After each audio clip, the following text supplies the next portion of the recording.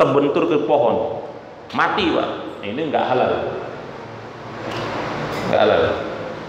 Karena berarti matinya karena benturan, ya, atau karena dicekik, dipijak lehernya gitu kan. Kan hewan berburu itu kan kadang gitu, hewan predator itu Pak. Dia membunuh mangsanya itu dengan lehernya itu dipijak sama dia, ya, dipijak sama dia. Nah ini juga nggak boleh, karena kalau berburu itu darahnya harus dialirkan oleh hewan berburu kita tadi, harus dialirkan. Maka harus digigit, harus dilukai lah, harus dilukai sama dia. Apakah digigit lehernya atau bagaimana? Jadi seperti itu. Kemudian selanjutnya boleh memelihara anjing untuk berburu, menjaga hewan ternak, dan menjaga rumah. Ini sudah kita bahas ya. Sudah kita bahas. Selanjutnya, bolehkah berburu dengan anjing yang berwarna hitam? Ini ulama beda pendapat. Pendapat pertama membolehkan, pendapat kedua tidak membolehkan, Pak. Kenapa? Karena ada hadis Rasulullah menyuruh membunuh anjing yang berwarna hitam dengan 2 bintik putih, karena itu adalah jelmaan setan. Nanti kalau jumpa anjing warna hitam ada 2 bintik putihnya, hati-hati. Itu berarti jelmaan jin. Itu Rasulullah suruh bunuh. Nah, sehingga dari itu ulama mengambil kesimpulan tidak boleh berburu dengan anjing yang berwarna hitam.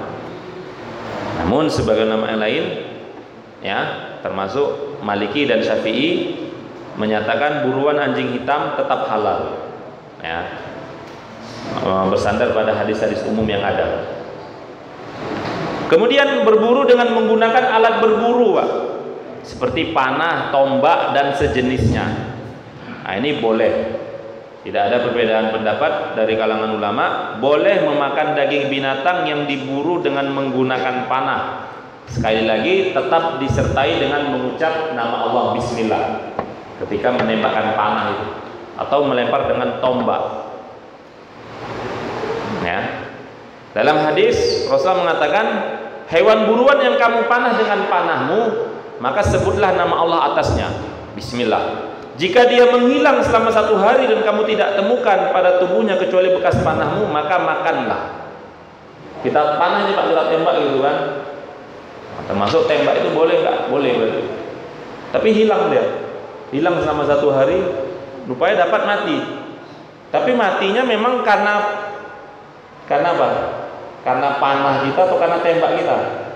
Maka boleh dimakan. Kalau belum bau. Kalau udah bau bangke ya janganlah. Di hadis yang lain Pak, boleh dimakan kalau dia tidak dalam air. Karena takutnya dia matinya dalam air. Berarti matinya bukan karena alat kita, bukan karena alat berburu kita, tapi karena tenggelam. Nah, ini berarti bangkai. Ya, nggak boleh. Berburu dengan menggunakan tombak. Jika binatang yang terkena bagian tajam yang terluka lalu mati, maka boleh dimakan. Namun kalau terkena bagian sisinya tidak tajam kemudian mati, maka tidak boleh dimakan, tidak halal. Artinya matinya binatang tadi Pak, itu karena memang kena yang tajam. Antum mana gitu kan, kena ujung yang tajam itu memang dia terluka mati. Tapi kalau kena itu karena terbentur sisi panahnya, bagian pinggirnya mati, itu berarti nggak boleh. Berarti hewannya nggak halal. Karena tadi sama seperti anjing tadi kan. Anjing tadi kan dia hewan buruan, anjing berburu tadi dia baru dikatakan halal kalau dia melukai binatang buruan tadi. Tapi kalau matinya binatang buruan tadi karena ditabrak sama dia, karena dicekek lehernya, ini berarti nggak halal. Sama seperti alat berburu. Kalau kita matinya itu karena peluru kita, karena panah kita memang kena menancap melukai dia, nah itu berarti halal. Tapi kalau tidak, maka berarti tidak halal. Atau mungkin tembak apa gitu kan, kena pohon, pohonnya tumbang, nimpa binatangnya gitu. Bisa gitu. Pakai tembak apa itu bisa pohon bisa tumbang gitu, gimana ceritanya? Kalau film dia bisa Pak.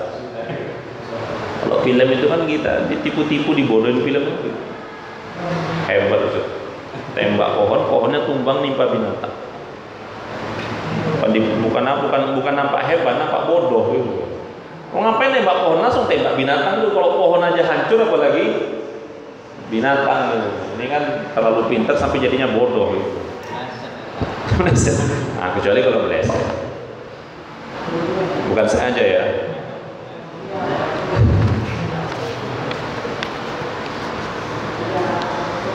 Kemudian berburu, alat berburu lainnya sejenis tombak.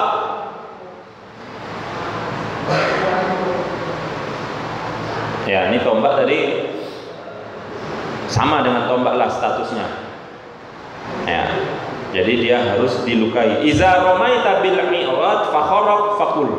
Kalau kamu melempar dengan tombak, lalu hewan kamu lempar terkoyak oleh ujung tombak, terkoyak, berarti terluka, maka makanlah.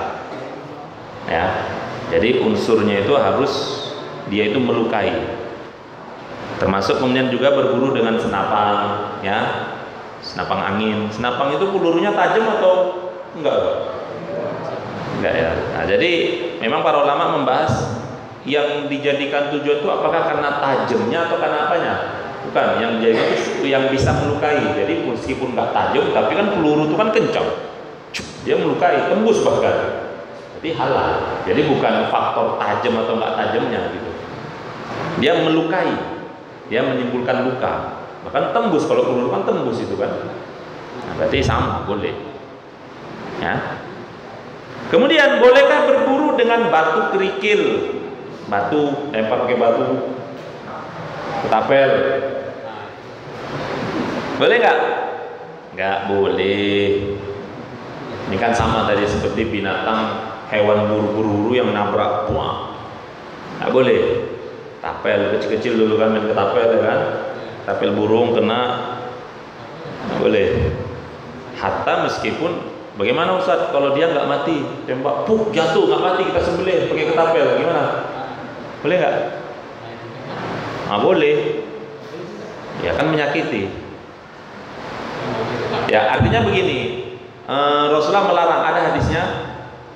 Sesungguhnya satu kali Rasulullah melarang melempar buruan dengan batu. Sesungguhnya ia tidak bisa memburu dan melukai binatang buruan, melainkan hanya memecahkan gigi dan membutakan mata. Artinya Rasulullah melarang. Jadi jangan berburu pakai tapel, kecuali antum nggak niat berburu, lempar-lempar, kena ayam antum, meper ya kan, sembelih lah. Tapi kalau niatnya berburu ya jangan, ya nggak boleh. Meskipun tadi dia belum mati, kemudian untuk sembelih, ya boleh. Nanti jadi hukumnya haram atau halal, Allah alam, saya nggak tahu kalau kayak gitu.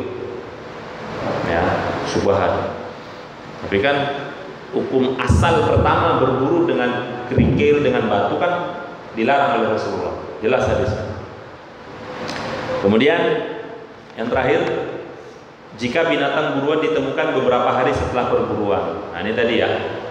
Jadi kalau binatang itu hilang, kemudian ditemukan beberapa hari kemudian, selama tidak dalam air, maka binatang tadi halal, asalkan belum bau. Kemudian si pemburu tahu tidak ada, dia mati bukan karena faktor lain, tapi karena memang alat dia atau hewan berburu dia. Jadi bukan karena yang lain. Tapi tuh ketika mati nampak ada bekas senapangnya, ada juga bekas cakaran binatang lain. Nah, berarti tinggalkan, berarti nggak halal. Tapi meninggalnya karena memang ini matinya nggak apa nih, memang kena panah saya ini, nggak ada yang lain bekasnya. Berarti halal selama belum bau. Ya kalau udah kalau apa bau ya masa masih mau dimakan. Ya. Jadi hadisnya itu Islam mengatakan kalau kamu lepas anjingmu sambil baca bismillah. Nah tadi ya, yang tadi di awal tadi yang sudah kita sampaikan. Ya, itu. Kemudian selesai Pak, buruan. Tentang berburu. Sampai sini ada yang mau tanyakan? Mana tahu ada yang mau jadi pemburu? Nah. Makruh.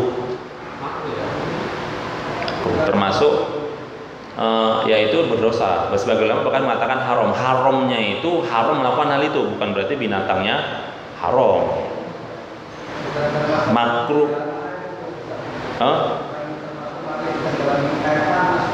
Ya itu tadi hukumnya tadi itu makruh.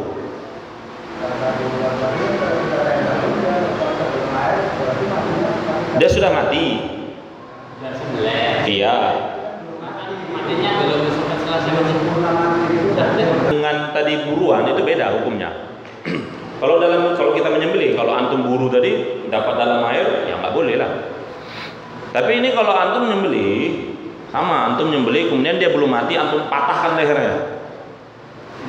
Dia belum mati lagi kan, patahkan lehernya, atau belum mati masukkan ke dalam air. Itu ulama dua pendapat. Pertama mengatakan makruh, kedua mengatakan haram. Maksudnya apanya yang tadi? Bukan binatangnya yang haram, tapi perbuatan itu. Perbuatannya itu. Hewannya tetap halal. Boleh. Kan disembelih, tapi kan disembelih ini ya. Sudah disembelih. Ini kan babnya bab menyembelih, makanya setelah ini babnya bab menyembelih. Belum masuk, sudah ditanya.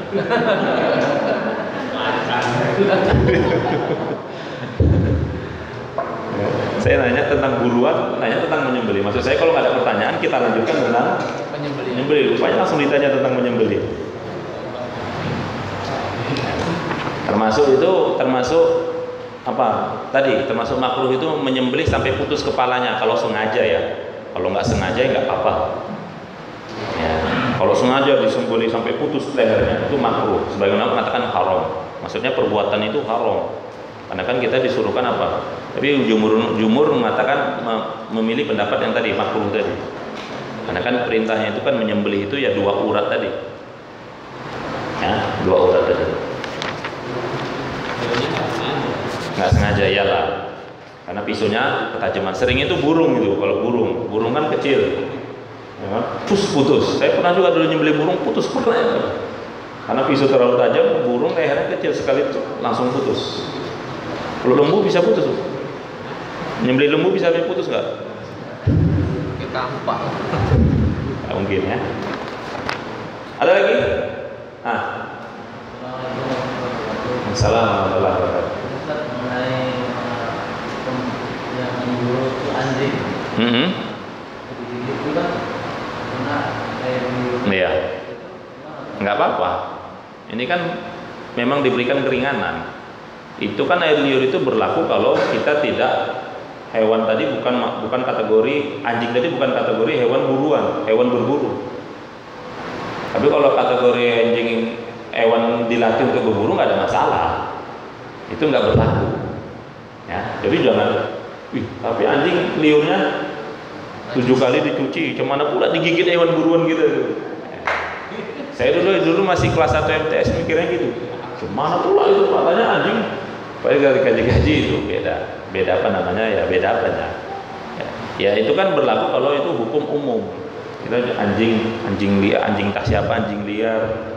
Makanya tadi saya katakan tetap dikondisikan anjing berburu tadi jangan sampai masuk rumah dan jangan sampai menjilati bejana-bejana kita. Bukan berarti kalau anjing berburu boleh menjilati bejana kita. Anjing berburu nggak apa-apa, jilat bejana nggak ada masalah. Bukan, tetap anjing itu kalau menjilati bejana kita dicucinya 7 kali. Tapi kalau digunakan dilatih untuk berburu ya nggak ada masalah.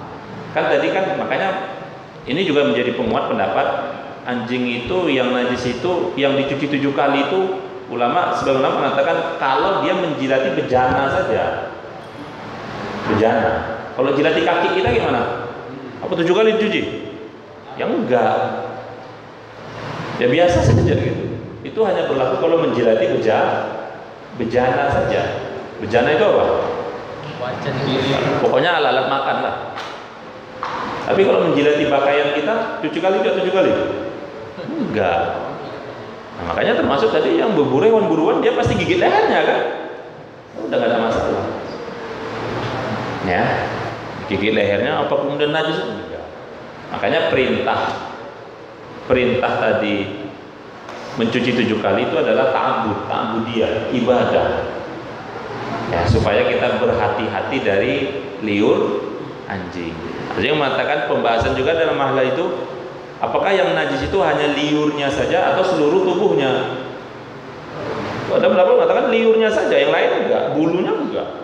Antum disenggol anjing, bejana senggol anjing, kena bulunya enggak ada masalah. Itu hanya liurnya, dijilat. Hah? Nah, ada ulama mengatakan kecuali kalau bulunya basah, ada yang mengatakan seperti itu. Ada ulama mengatakan walaupun basah ya tidak. Kalau yang berpegang kepada najis itu hanya di seliurnya, jadi walaupun anjingnya basah ya nggak ada masalah. Ya, nah, nanti kan berkaitan berbeda itu bahasa fikih biasa beda pendapat.